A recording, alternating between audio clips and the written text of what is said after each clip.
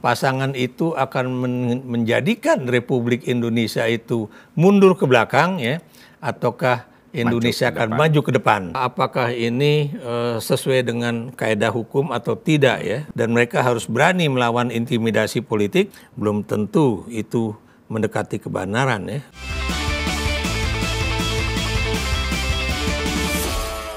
Jumpa lagi dengan DDM.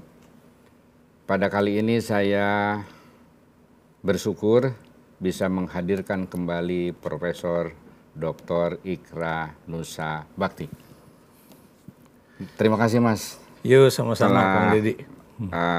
Menerima undangan kami dan kita ingin bincang-bincang tentang informasi berita yang belakangan ini muncul di media bahwa setelah MK memutuskan Ketua MK secara moral ada pelanggaran berat, kemudian juga DKPP sekarang ini memutuskan pelanggaran berat juga, pelanggaran etis yang berat terhadap Ketua KPU. Nah, ini artinya kan semakin proses legitimasi ini semakin rendah gitu. Nah, dikaitkan dengan bagaimana kalau misalnya nanti Gibran dan Prabowo dan Gibran ini memenangkan pertandingan. Mohon maaf, ini proses politik biar saja terjadi, ini seandainya. Gitu. Ya, ini Kang Deddy ya. Saya melihat ya bahwa selama tidak ada satu pernyataan mengenai keputusan hukum ya terkait pendaftaran Gibran Rakabuming Raka sebagai cawapres ya Prabowo Subianto. Selama itu pula ya yang dipegang oleh para pendukungnya itu adalah bahwa MK itu sudah memutuskan dan keputusan itu dan putusan itu final and legally binding ya. Dan masyarakat awam ya, termasuk kalangan intelektual itu juga tidak memahami apa sih arti dari sebuah misalnya yang dinyatakan oleh Jimli Asidiki ya mengenai bahwa Ketua MK itu melakukan pelanggaran berat etik. Ya. Bukan pelanggaran etik berat ya, tapi pelanggaran berat etik. Dan Anda tahu ya, dan saya sendiri baru-baru sadar ya bahwa yang namanya sebuah keputusan hukum ada itu konsekuensi. Bukan harus didasari oleh apakah para pengambil keputusan itu memiliki etika dan moral ya, yang mendasari dari putusan hukum yang mereka buat ya. Dan kalau misalnya mereka itu, saya beri contoh ya, seperti yang putusan MK itu ya, misalnya dia tidak kurang memahami aturan hukum ya. Dan kemudian dia istilahnya itu tidak peduli pada aturan itu ya. Dan sebagainya itu udah masuk pada pelanggaran etik, pelanggaran berat etik ya. Dan kalau Anda lihat itu putusan dari MK nomor 90 itu kan jelas bahwa ini Ketua MK itu paham karena dia adalah orang yang tahu tentang hukum ya, dan kemudian sadar bahwa itu suatu pelanggaran ya. Kemudian juga sadar bahwa sebetulnya MK itu tidak memiliki yang disebut dengan kekuasaan untuk mengubah pasal tersebut ya. Karena itu adalah open legal policy yang harusnya dibuat oleh DPR dan pemerintah. Ya. Dan kemudian kalau dikatakan juga alasan bahwa DPR waktu itu sedang reses, ya, dan itu akan menunggu masanya cukup lama. Nah, jawaban orang juga yang tahu tentang hukum, sebetulnya kalau DPR itu sedang reses, itu tetap atau wajib hukumnya hadir kalau ada rapat kerja penting. Nah itu ya. Ini yang tidak dipahami oleh masyarakat umum ya. Sebetulnya DPR nggak bilang bahwa kami sedang reses makanya kemudian nggak bisa. Sebenarnya bisa ya, bisa. Ada pasalnya tentang itu ya, yang saya juga nggak itu karena saya bukan orang hukum ya, tapi jelas ada. Dan karena itu tidak ada alasan bahwa kemudian DPR itu apa istilahnya itu boleh dikatakan berhalangan karena sedang reses, makanya kemudian keputusannya itu otoritasnya diambil oleh Mahkamah Konstitusi. Dan kalaupun itu diambil oleh Mahkamah Konstitusi, ya Kang Deddy juga tahu bahwa apa istilahnya itu Mahkamah Konstitusi sudah memutuskan dalam persoalan yang sama atau serupa itu proposal-proposal yang sebelumnya itu udah dinyatakan ditolak. Ya.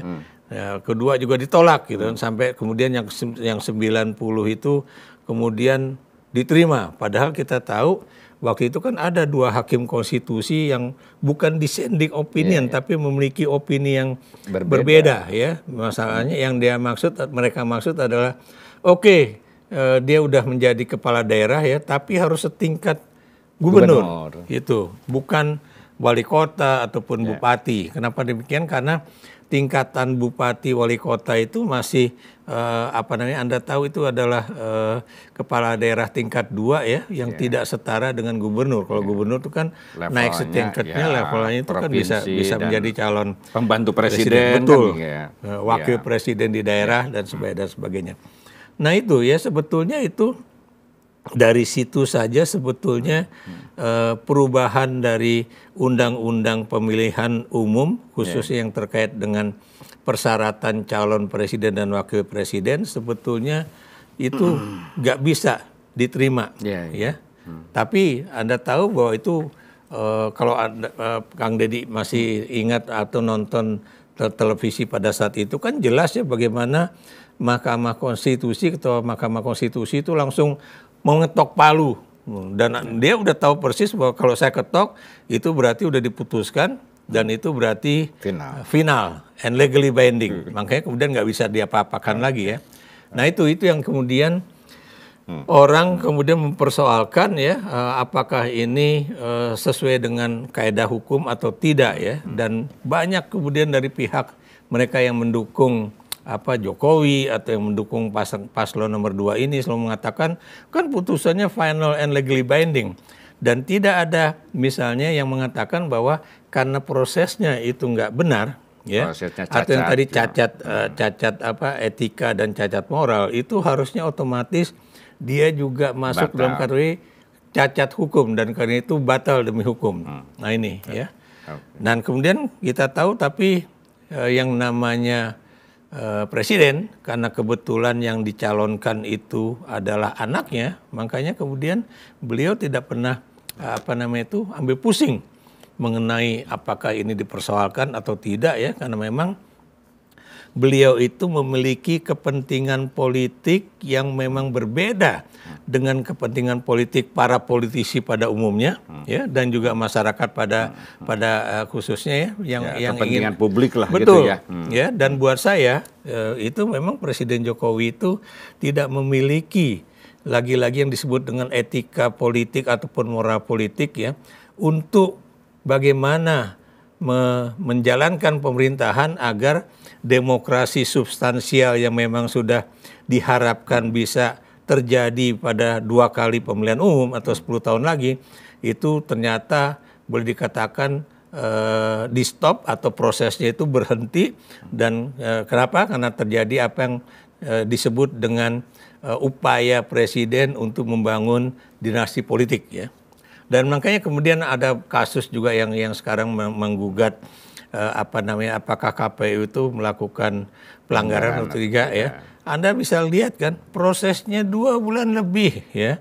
Kenapa masih 2 bulan lebih gitu kan? Dan baru diputuskan, benar. Itu kan baru diputuskan kan hari Senin kemarin kalau nggak salah ya. Dan yang Anda tahu itu sudah benar-benar 10 hari menjelang hari H ya. Dan kalau kemudian ada tuntutan dari teman-teman ahli hukum yang mengatakan bahwa ini ketua KPU atau KPU harus mengubah ya ketentuan yang selama ini dianggap nggak benar. Apa yang nggak benar saya beri contoh misalnya. Misalnya istilahnya itu bahwa penerimaan Gibran bisa diterima pada 20 5 Oktober ya. Dan kemudian langsung proses cek kesehatan pada 26 Oktober ya.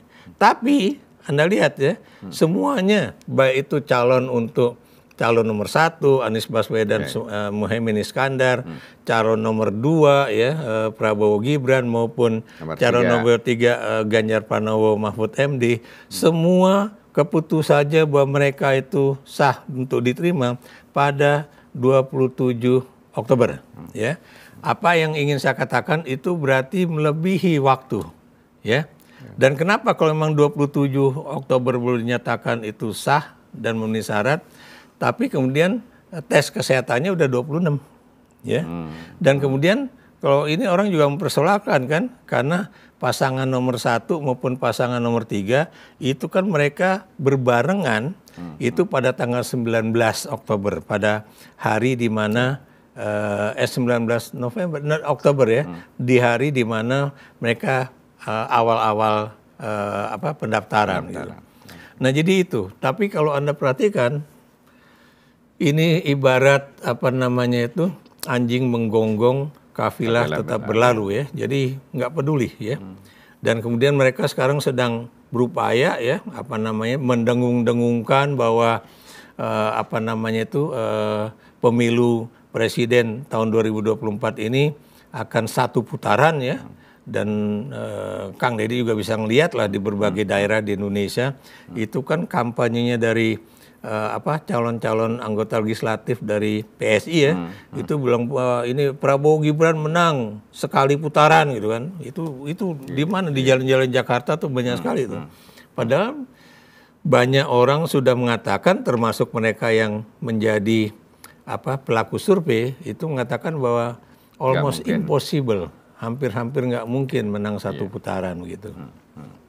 Ya, itu propaganda supaya ada bandwagon effect gitu. Betul, bandwagon effect ya. Ya, Anda sebagai seorang yang mengerti mengenai teknologi dan juga komunikasi politik ya, itu jelas ya.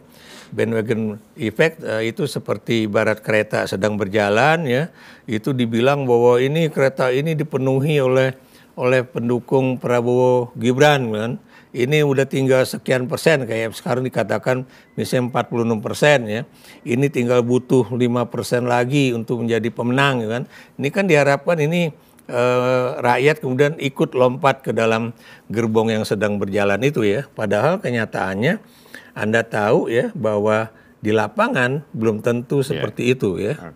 Jadi itu yang saya lihat bahwa perdebatannya itu sampai di situ, dan kita juga pengen melihat apakah benar ya proses pemilu di hari H itu ya tanggal 14 Februari itu benar-benar yang diharapkan orang ya adalah langsung, umum, bebas rahasia, jujur dan adil ya, pokoknya bermartabat lah. Kenapa saya menekankan bermartabat? Karena buat saya, maaf kata ya, presiden itu sendiri tidak menunjukkan bahwa beliau memiliki martabat politik yang cukup baik ya. Dan kalau misalnya Jokowi atau para pendukungnya itu mengatakan bahwa akseptabilitas Jokowi itu masih cukup tinggi ya, ada yang mengatakan di atas 70% atau 80%, mereka harus melihat kembali apa yang terjadi pada 97-98 yang lalu ya. Itu peristiwa 26 tahun yang lalu ya. Kalau Kang Deddy masih ingat, itu pemilu 97 itu perolehan suara Golkar termasuk yang tertinggi dalam sejarah pemilu Orde Baru ya. Dan Anda tahu dari sisi akseptabilitas politik Presiden Soeharto itu angkanya di atas 90%. Sama seperti sekarang lah. Kalau sekarang kan masih di bawah itu ya. Sekarang katanya 70-an ya. Tapi gitu, kita juga tahu ya, begitu 11 Maret Presiden Soeharto dilantik menjadi presiden, gelombang dari gerakan-gerakan istilahnya itu masyarakat sipil ya, mahasiswa, yang juga Anda lihat ya, ini juga terjadi awal-awalnya juga di kampus ya, itu juga mulai berjalan gitu. Jadi maksud saya ini adalah bahwa jangan kemudian kita merasa bahwa kita sudah di atas angin, perolehan suaranya udah sekian persen, kemudian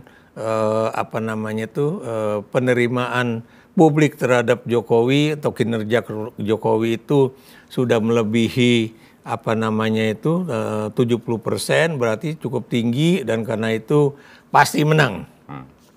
Dan kemudian kita-kita yang selama ini mengkritik, baik itu dengan alasan karena cinta kasih kepada Jokowi supaya Jokowi bisa kembali ke jalan yang benar ya, ataupun mereka mengatakan misalnya bahwa wah ini cuma bagian dari kampanye kebencian atau yang bagaimanapun ya. Tapi Anda tahu ya pandangan-pandangan bahwa mereka sudah di atas angin, bahwa mereka sudah menang, belum tentu itu mendekati kebenaran ya. Kenapa demikian? Karena kan masih ada juga ya hari-hari di mana masyarakat itu masih tetap bergolak ya.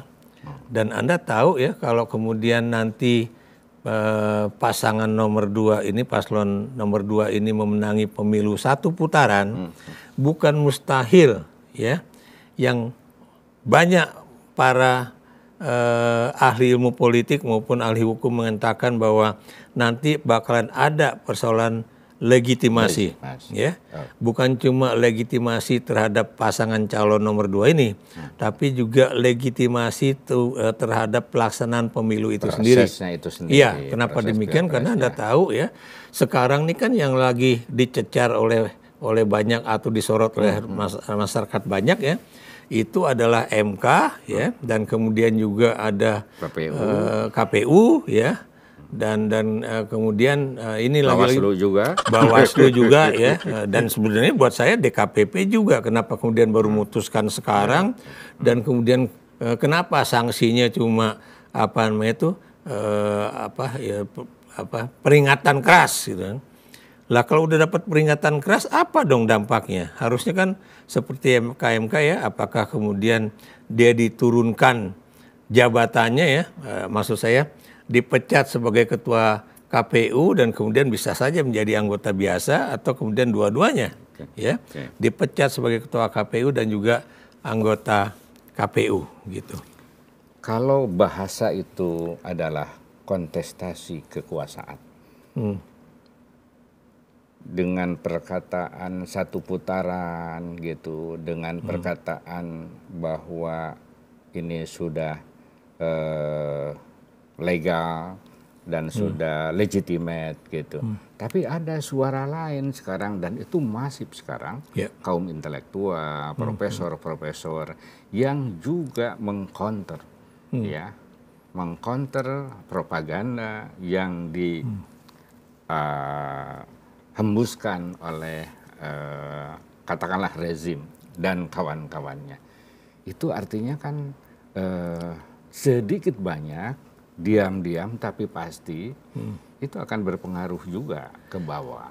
Ya, itu yang mengerikan juga itu. Mungkin persoalan ini nanti bisa kita diskusikan dalam kesempatan yang lain ya. Kenapa demikian? Karena buat saya itu juga menjadi suatu yang penting ya, dan tidak bisa kita bahas cuma dalam waktu yang singkat ya. Nanti kita bisa bicarakan pada ini yang lain. Tapi yang jelas Anda bisa melihat ya, apakah kemudian presiden itu punya itikat baik kepada bangsa ini atau tidak ya. Kenapa demikian? Anda tahu ya bahwa presiden itu tadi saya katakan dia sudah buta dan juga sudah tuli ya terhadap pandangan masyarakat ya.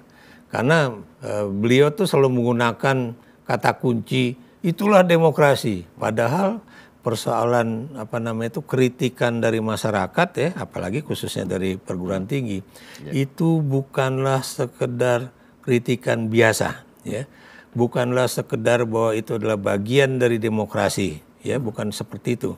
Tapi Anda tahu ya bahwa masukan-masukan dari kalangan kampus itu adalah suatu yang bermakna lebih luas dari itu, bahkan kemudian bisa menjadikan sesuatu proses di dalam pemilu itu menjadi tidak legitimate dan sebagainya.